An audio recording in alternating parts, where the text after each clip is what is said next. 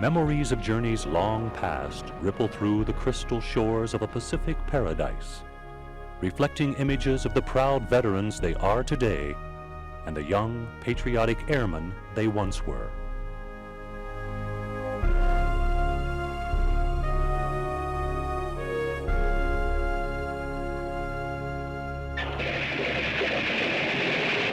Forging an iron resolve, the young men of the 11th Bombardment Group, known as the Gray Geese, began their journey into the unknown by spreading their wings high within the beautiful Pacific skies, skies they would soon have to defend.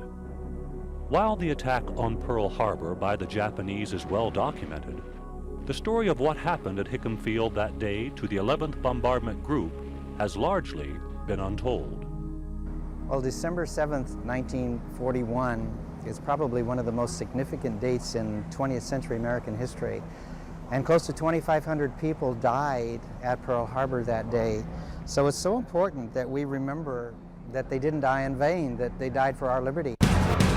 In late 1941, as events in the Pacific escalated, the U.S. was quickly leaning towards a confrontation with Imperial Japan.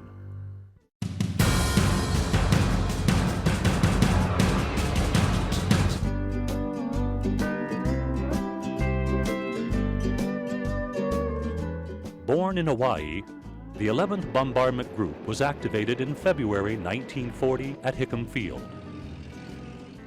Representing the three original bombardment squadrons, the three Gray Geese in chevron flight suggested aerial superiority and unit cohesiveness. In late 1941, as events in the Pacific escalated, the U.S. was quickly leaning towards a confrontation with Imperial Japan. In the meantime, for the young airmen stationed on Oahu, Hawaii was truly a tropical bliss. An assignment in Hawaii before the war truly was an assignment in paradise. Being stationed in Hawaii with the beaches and activities was just a fantastic place for the people to be. The men worked hard, but their time off was well spent with activities. Well, duty in Hawaii could very well be classified as a country club living. We had a lot of free time, things of that nature there, and of course, being in the Air Corps at that time over there, we did our work, and as soon as our work was finished, we were allowed to go ahead off base. We had Class A passes and things of that nature. The relaxed mood of America's principal Pacific base was not unnoticed by Japan's military leaders, especially Admiral Isoroku Yamamoto. Thus, the American nation was caught unprepared for war in December 1941. Had we been prepared, it wouldn't have happened. And yet the peculiar part of it is, about a month back in November of 1941, I had written my wife a letter, and she still has the letter, that is telling her that in all probability we're going to be attacked, that it's got to happen, and it's going to be very, very soon. The Japanese planned to eliminate the U.S. naval fleet anchored at Pearl Harbor, as well as key airfields on Oahu, including the bomber base at Hickam Field. Utilizing the cover of darkness, they planned to strike American forces just after sunrise on Sunday, their day of rest. I will never refer to the attack on Pearl Harbor as a surprise attack. I will not ever refer to it as a brilliant naval plan. As far as I'm concerned, in memory of those who were killed, it was a sneak attack, and it should never have occurred for all those reasons I mentioned.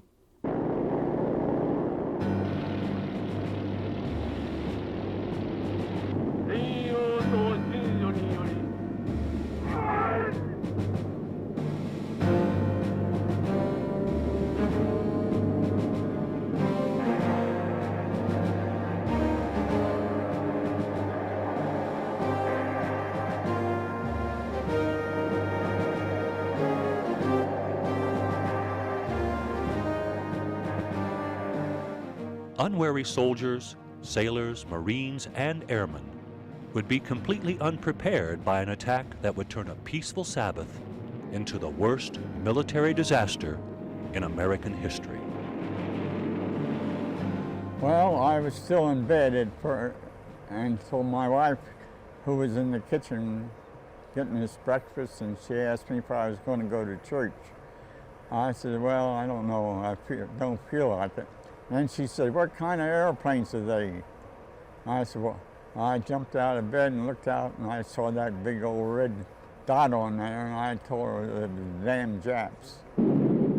It was 7:55 a.m. when swarms of attacking Japanese planes dove on Hickam Field, striking without mercy.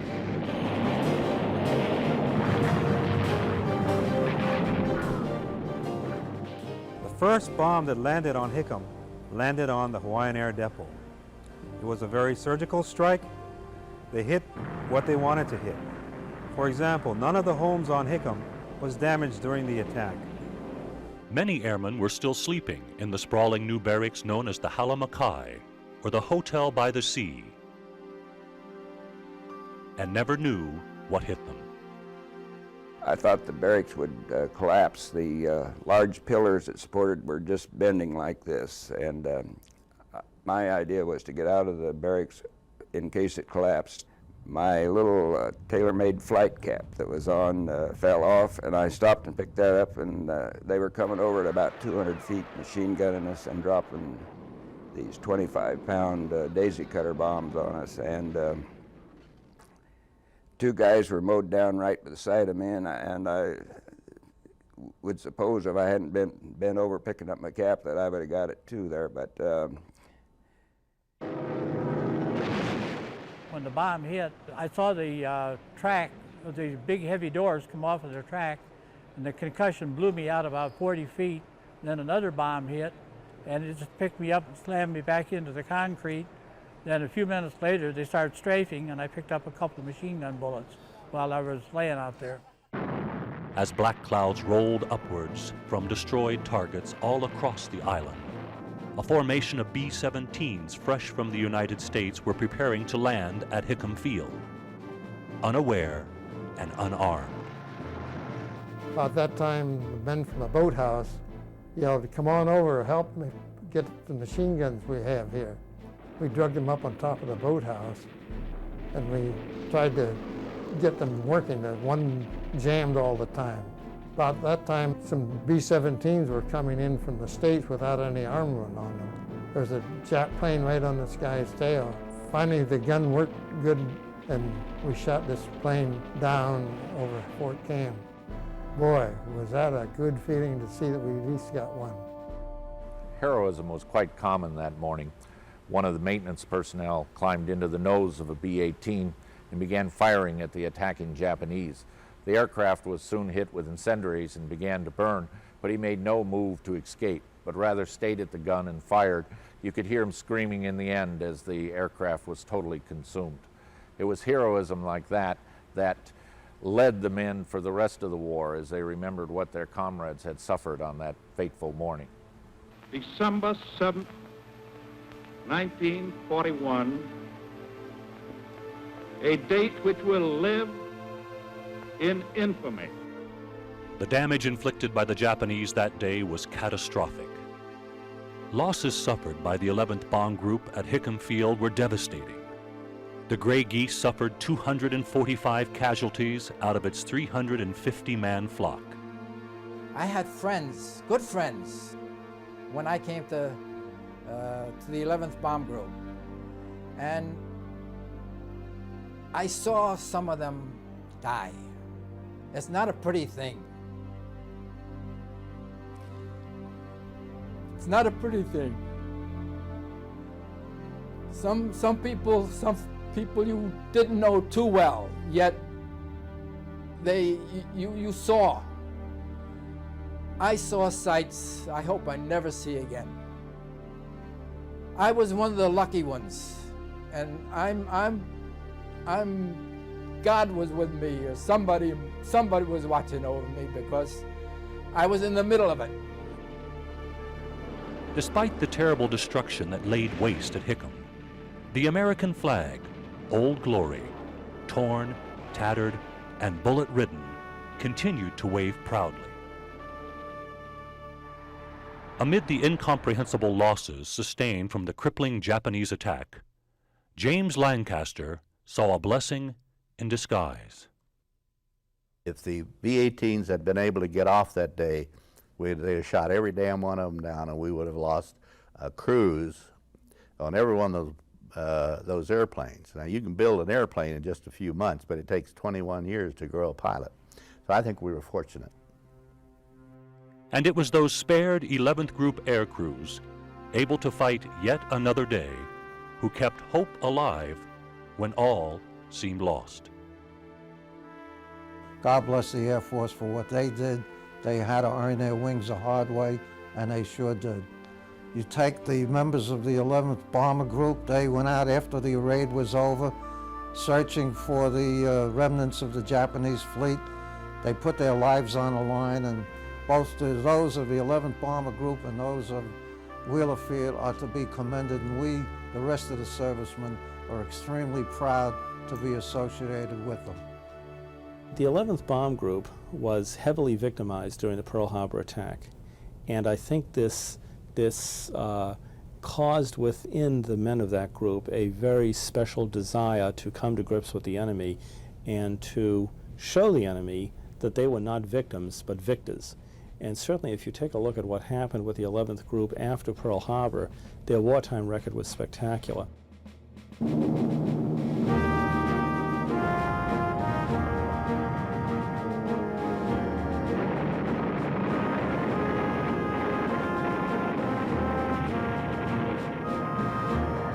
Rebounding quickly from the Japanese attack, the survivors of the 11th regrouped with courage and steadfast resolve to carry the fight to Japan.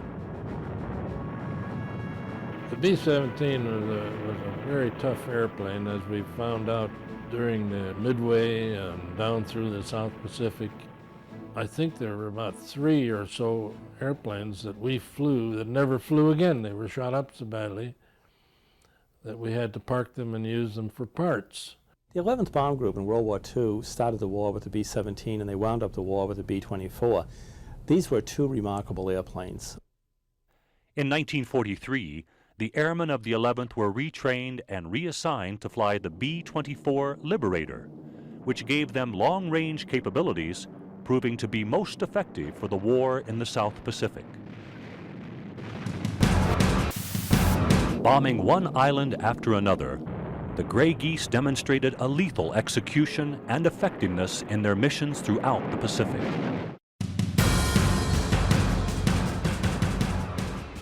Crews like the Jitterbug tested both their aircraft and themselves every time they launched, facing dangers across the Pacific.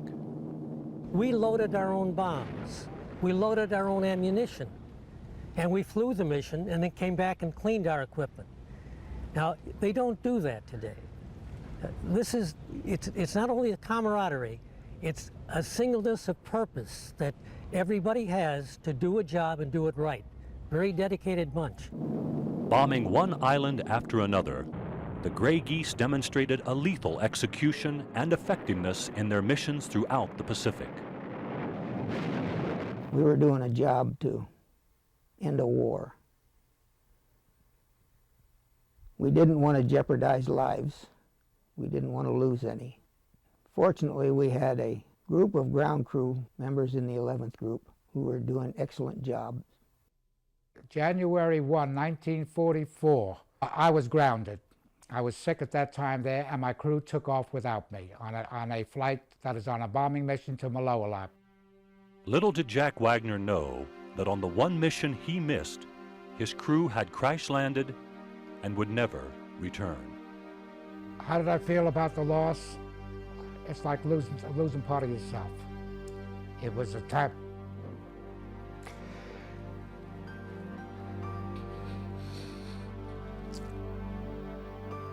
It was a time that you're flying with the guys, each one depending on one another. And I think the most devastating time was when my intelligence officer came up to me and said, "Jack, would you stop packing the guys' gear together and make an inventory of that?" Here I was in a tent with the whole crew. That was the only survivor. And for many, many years after, I always had the feeling that had I been with them, they might have been survived. might have survived. When the chips were down and the mission was at stake, it was strength of spirit among the Gray Geese that brought them through the war and continues to this day. Well, I had a heart attack, and I was in intensive care. And of course, only immediate family can communicate when you're in intensive care. And one day, or just the day after the heart attack, why, the nurse comes to Wanda and says, does he have a brother in Chicago? And Wanda said, oh yes, yes. And then about 10 minutes later, why, here's a call from Sammy. Does he have a brother in Honolulu? And she says, oh yes, yes, yes. Well, all the crew phoned. And of course, I had to tell the nurse, I said, I was on a flying crew during World War II, and I said, these are my brothers. I said, we're family. And she says, well, I was wondering how you could have a Dick David as a brother, a Sam Tillery as a brother, a Doyle Evil as a brother. I said, well, I didn't have a mother that had a lot of husbands, but I said I had a crew that we all love each other. And I said, that's it. I said, we're that close. We're brothers. Although advancing in years, the members of the 11th Bomb Group have remained a close fraternity, strengthened by the Japanese attack on Hickam Field and their courageous journey to victory in the Pacific. When we're in a festive group, we get together and somebody will start singing the song and the whole group picks it up. The song of the 11th Bomb Group is Remember Pearl Harbor as we go to meet the foe. Remember Pearl Harbor as we did the Alamo, and so on and so on. All this gunfire around, so it was about 6 of us. Through the association, members continue to develop friendships with their comrades. An important part of the association is planning their annual reunion, including returning to the island they once knew as paradise.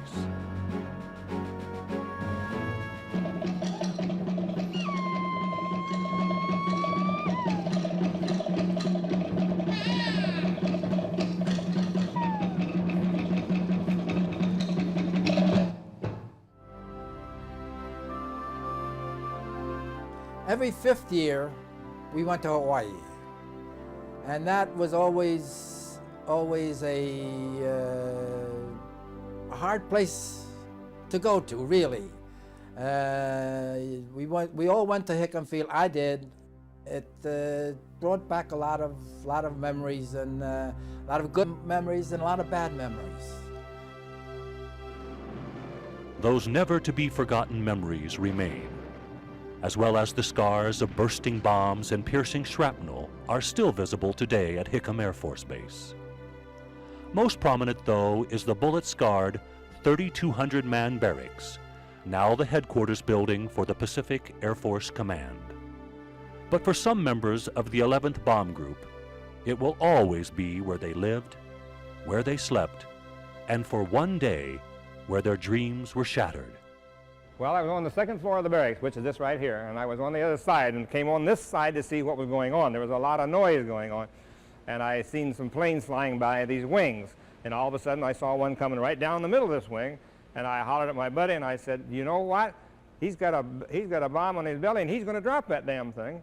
And that's exactly what you said then, see. So then I came on down and I came over here and I looked at this here after it went off, and this is the results of what took place that morning. A lot of shrapnel holes is what they are.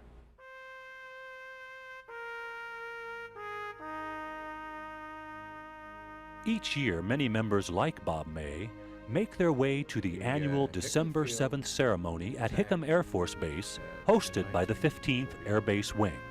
Thank you very much.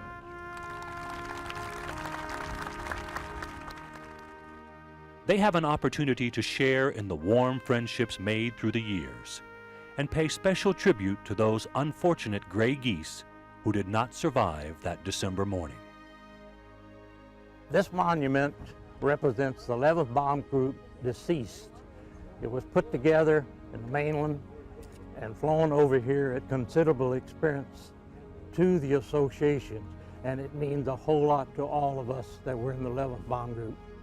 We have a 11th Bombardment Group Association reunion every year. We're coming close to the end of it because of the advanced age of most of us in the organization. We don't know for sure just when it's going to end, but it could end soon.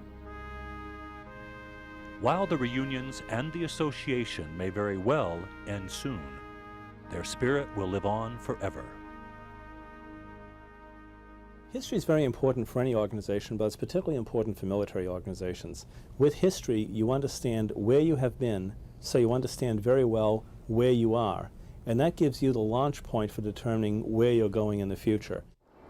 In 1994, the Air Force District of Washington, headquartered at Bolling Air Force Base in Washington, D.C., was redesignated the 11th Wing to honor and preserve the proud heritage created by the men of the 11th Bombardment Group. I can hear the whispers of the angels. I can hear their voices soft and clear.